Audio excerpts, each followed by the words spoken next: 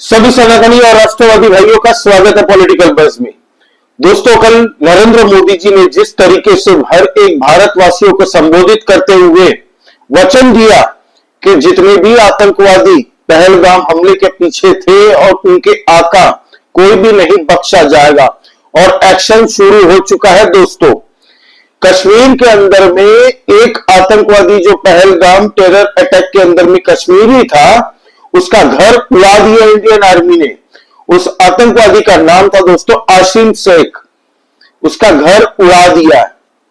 साथ ही साथ में एक और 10 मिनट पहले की न्यूज बता रहा हूं, टॉप लश्कर का जो कमांडर था दोस्तों अल्ताफ लाली, उसको भी उड़ा दिया है। एक बंकर मिला है दोस्तों जमीन के अंदर में खोद के। इंडियन आर्मी ने उस बंकर के अंदर से कई सामान निकाले और साथ ही साथ में उस बंकर को भी तबाह कर दिया। कोई आतंकवादी बचने वाला नहीं है। उनके हैंडलर्स, उनके इन्फॉर्मर्स जो भारत के अंदर होंगे वो भी, पाकिस्तान में होंगे वो भी, विश्व के कोई भी कोने में होंगे, कोई नहीं बचेगा। ये नरेंद्र मोदी जी ने खुलेआम ऐलान कर दिया 140 करोड़ भारतवासियों के सामने। दोस्तों, इसके बाद में क्या था? पाकिस्तान पूरी तरह हड़कंप मच गया। पाकिस्तान के अंदर में आपको बताता हूं कि पाकिस्तान के अंदर में अभी चल क्या रहा है। इनके अलग अलग मीडिया चैनल्स देख रहा हूं, सोशल मीडिया कुछ अकाउंट्स देख रहा हूं। दोस्तों, इस वक्त की जो पाकिस्तान के अंदर में परिस्थिति है, वहां पे सब पेट्रोल पंप्स के बाहर में लाइन लगा के खड़े हैं, एटीएम के बाहर लाइन लगा के खड़े हैं। दोस्तों, आटा, चावल, दाल ये सब भरने के लाइन में खड़े हैं, क्योंकि इनको पता है कि एक बार इंडिया ने एक्शन लिया और गलती से अगर वॉर शुरू हुई पाकिस्तान की तरफ से, तो पूरी सप्लाई चेन खतरे में आ जाएगी पाकिस्तानियों की। इसीलिए ये पाकिस्तानी अभी जुटाने में लग गए हैं ये सब सामान। अब पाकिस्तान के अंदर में कल रात को दोस्तों मीटिंग हुई थी, शहबाज शरीफ साथ में आसिम मुनीर और इनके कुछ मिनिस्टर ब्यूरोक्रेट्स पाकिस्तान के। हालांकि कुछ ऐसे भी नेता है जो विदेश में है। खुद नवाज शरीफ लंदन से पाकिस्तान पहुंच रहा है, ये कहा जा रहा है मीडिया चैनल्स के द्वारा, जो कि पाकिस्तानी मीडिया चैनल्स की बात कर रहा हूं मैं। दोस्तों, इनकी जो हालत हो रही है ना, इनके मीडिया चैनल में जो डिबेट्स हो रही है, वहां पे लोग खुद कह रहे हैं कि हम क्या अफोर्ड कर सकते हैं। पाकिस्तानी आर्मी के अंदर अभी तोड़फोड़ चल रही है। आपको पता है पाकिस्तानी एक आर्मी पर्सनल है, उन्होंने तो कह दिया कि आसिम मुनीर को निकालो, ये जमीन के अंदर गाड़ देगा पाकिस्तान को। इसका काम यही है कि पूरे पाकिस्तान को बर्बाद कर दो। कल 7 सोल्जर्स पाकिस्तान के मारे गए बालूचिस्तान के अंदर में। उधर अफगानिस्तान बॉर्डर में भी एक सोल्जरों की गाड़ी आ रही थी दोस्तों, उड़ गई, भस्म हो गई। किसने किया अब तक किसी को नहीं पता। एक्शन थोड़ा थोड़ा थोड़ा थोड़ा करके कहीं ना कहीं चालू हो चुका है स्पार्क। दोस्तों, इस बार जो होने वाला है ना पाकिस्तान के साथ में, पाकिस्तान ने सपने में भी नहीं सोचा और उनके सोच में वो कैपेबिलिटी नहीं है कि वो सोच सके कि भारत क्या करने वाला है इनके साथ में। जिस तरीके से सिंधु नदी, आपको पता है सिंधु नदी संधि जो पाकिस्तान के साथ में है, Indus river treaty, 90% of entire Pakistan agriculture is dependent on Indus water, जो कि भारत से पास होके जाती है दोस्तों। 90% जो पंजाब का, पाकिस्तान के जो पंजाब है दोस्तों, वो पूरा सिंध अगर देख ले तो ये सब पूरी तरह से डिपेंडेंट है इंडस वाटर के ऊपर में। सिंध के अंदर में तो खारा पानी है, वहां तो फसल उगाई जा ही नहीं सकती। तो पूरा पाकिस्तान अभी बौखला गया है। इन लोगों ने क्या किया है, बहुत बड़ा डेंट मारा है इंडिया को। पता क्या बोलते हैं, हम इंडिया के साथ में अपनी ट्रेड बंद कर रहे हैं। सोचिए, ये 2 चवन्नी के भिखारी है, इनके ट्रेड बंद करने से इंडिया को इंपैक्ट पड़ेगा। सोचिए इनकी साइकोलॉजी। अरे इंडिया इससे 4 गुना तो भाई डोनेट कर देता है, एड दे देता है हर साल छोटी छोटी कंट्रियों को। फिर शिमला समझौता, हमें शिमला एग्रीमेंट खत्म कर देना चाहिए इंडिया के साथ में। भाई शिमला एग्रीमेंट तो उस वक्त ही खत्म हो गया था जब तुम लोगों ने करगिल किया था। शिमला एग्रीमेंट है क्या दोस्तों? एक लाइन में अगर बताया जाए कि शिमला एग्रीमेंट क्या है, तो 1971 के बाद में जो इंडिया और पाकिस्तान का वॉर हुआ था, जिसमें 93,000 पाकिस्तानी सैनिकों ने अपनी पतलून उतार के सरेंडर कर दिया था इंडियन आर्मी के सामने। पूरे वर्ल्ड में वो तस्वीर सबको पता है दोस्तों, फेमस सी तस्वीर है। उसके बाद में इंदिरा गांधी और पाकिस्तानी जो उस टाइम के प्राइम मिनिस्टर थे, उनके बीच में करार हुआ था कि शिमला एग्रीमेंट ये एक शांति का एग्रीमेंट है। बस एक लाइन में अगर बताया जाए तो दोनों तरफ से शांति बहाल करने की एक एग्रीमेंट है। तो तुम लोगों ने तो वो एग्रीमेंट तोड़ ही दिया था जब तुम लोगों ने करगिल किया था। वो एग्रीमेंट की जीरो वैल्यू है, फाड़ के साफ करो, पोछो अपना, क्योंकि अब पानी तुम लोगों को मिलने वाला है नहीं, तो पिछवाड़ा पोछने के लिए हो सकता है तुम लोगों को काम आ जाए। दोस्तों, अमित शाह जी कल मुलाकात उन्होंने की है एस जयशंकर साहब, जो कि भारत के फॉरेन मिनिस्टर्स है, उनके साथ में प्रेसिडेंट ऑफ इंडिया के साथ में। प्रेसिडेंट ऑफ इंडिया हमारे देश के फर्स्ट लेडी है, उनको ब्रीफिंग देना बहुत जरूरी है। खुद अमित शाह जी होम मिनिस्टर जो है भारत के, वो खुद हमारे गए हुए थे प्रेसिडेंट ऑफ इंडिया से मिलके, उनको ब्रीफिंग दी, उनको सारी सिचुएशंस बताई, पूरा इंसिडेंट क्या है क्या नहीं है। और बाद में शिमला एग्रीमेंट जो पाकिस्तान ने तोड़ा है, उससे तो हमें घंटा कुछ फर्क पड़ता नहीं है, तो सारी ब्रीफिंग दे दी गई है दोस्तों।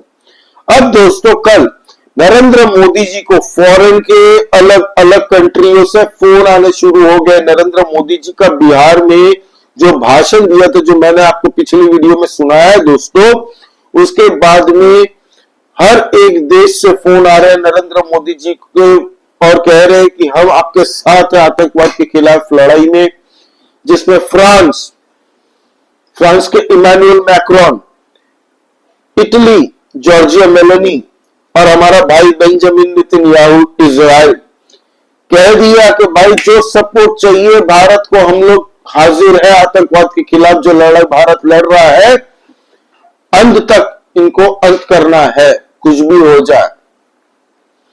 थोड़ी देर पहले ये रिपोर्ट आ रही है दोस्तों कि चंडीगढ़ एयरपोर्ट के अंदर में अमेरिका का एक प्लेन उतरा है। उससे पहले इजराइल का प्लेन उतरा था। बस इंफॉर्मेशन इतनी ही आ रही है और कुछ इंफॉर्मेशन नहीं है कि प्लेन में क्या था, कौन था, कुछ नहीं आ रही है।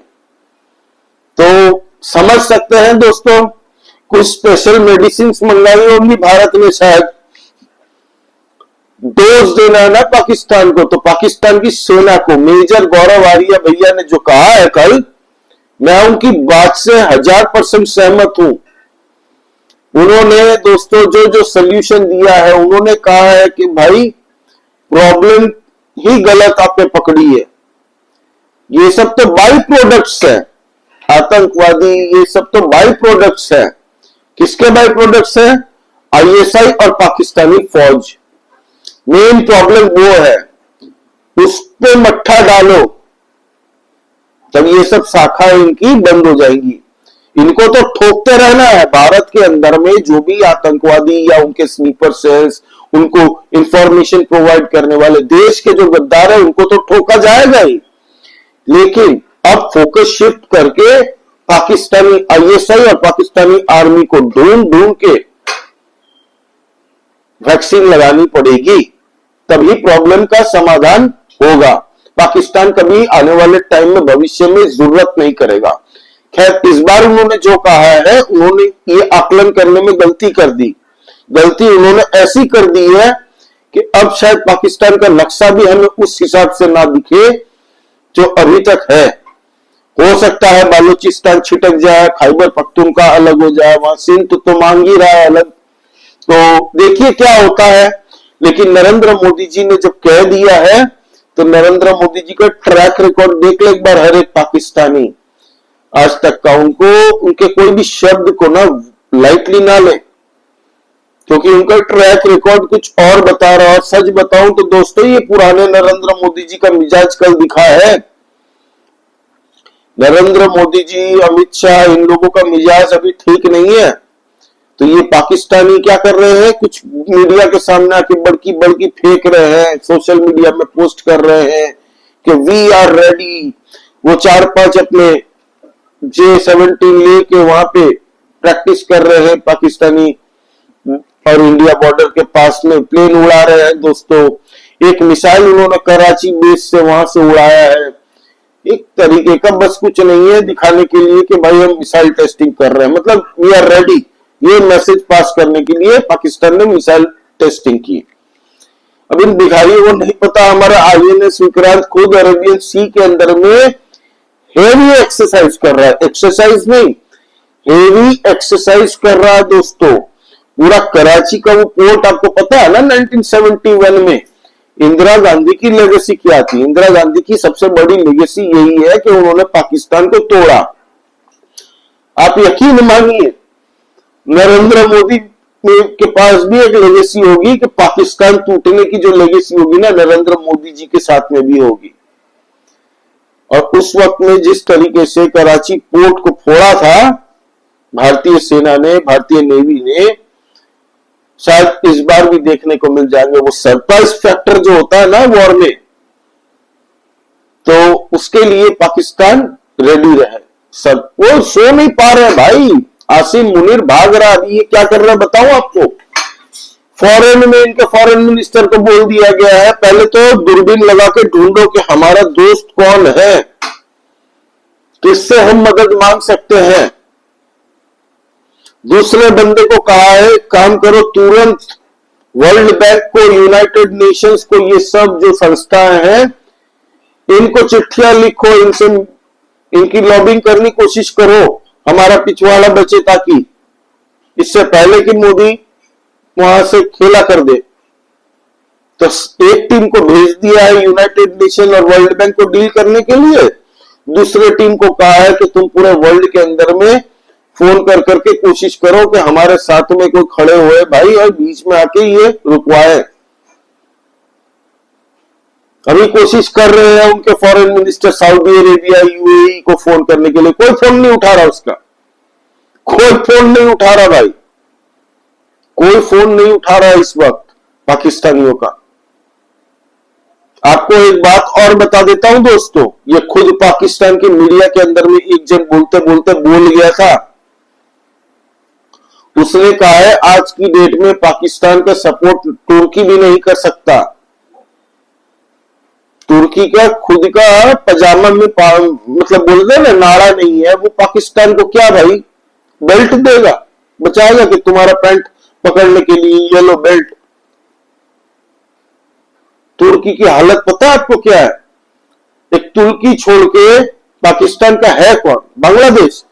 वो तो खुद फटे हाल है, झांगिया में 4 छेद लेके बैठा हुआ है बांग्लादेश। बांग्लादेश को तो थप्पड़ मार के अभी कुछ दिन में देखिए डोज मिलने वाला है बांग्लादेश को भी। पहले इनसे निपट ले, बहुत उछल रहे हैं ना।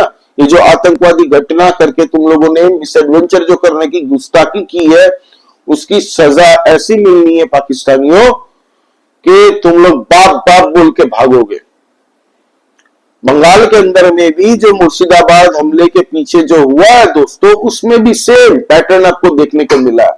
हिंदुओं को टारगेट करके मारा गया और उसमें ISI उसमें भी इन्वॉल्व था विद बांग्लादेशी आतंकवादी संगठन like Jamaate Islami and all. ठीक है, और हमारी ममता बनर्जी की सरकार विफल रही है, अपने वोट बैंक के चक्कर में उनके हाथ से खुद निकल गई थी परिस्थिति, खुद कंट्रोल नहीं कर पा रही थी।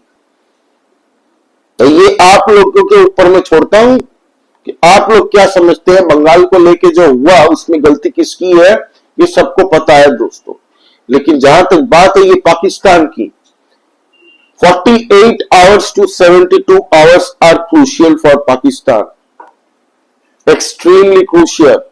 तैयार हो जाओ। रात को भी ये लोग सोते हैं तो एकदम छत पे ऐसे देख के सोते हैं कि भाई कहीं से मिसाइल विसाइल ना आ जाए, कुछ भी हो सकता है। तुम लोगों के घर के बाहर कोई कौवा भी बैठा हो, ध्यान रखना, ध्यान से देखना क्या हो सकता है तुम लोगों के साथ। पाकिस्तानियों तुम लोगों ने इस बार अपनी औकात से बाहर पहुंच के काम किया। तुम लोगों को शांति रास नहीं आ रही है। एलओसी में भी शुरू हो चुकी है सुबह से दिवाली, याद है ना? अभी देखना न्यूज भी आ जाएगी थोड़ी देर बाद, न्यूज भी आ जाएगी कि बॉर्डर के अंदर में दिवाली मनाना शुरू हो चुका है थोड़ा थोड़ा करके। तो पाकिस्तानियों, PKMKB फॉरएवर, एक था पाकिस्तान होने की तैयारी है। सिंधु नदी का करार जो हमने तोड़ा है ये भी जरूरी था, भारत की गलती थी पुराने टाइम की, जो भारत ने अब सुधारी है। तो ये है दोस्तों, आप क्या सोचते हैं इस बारे में?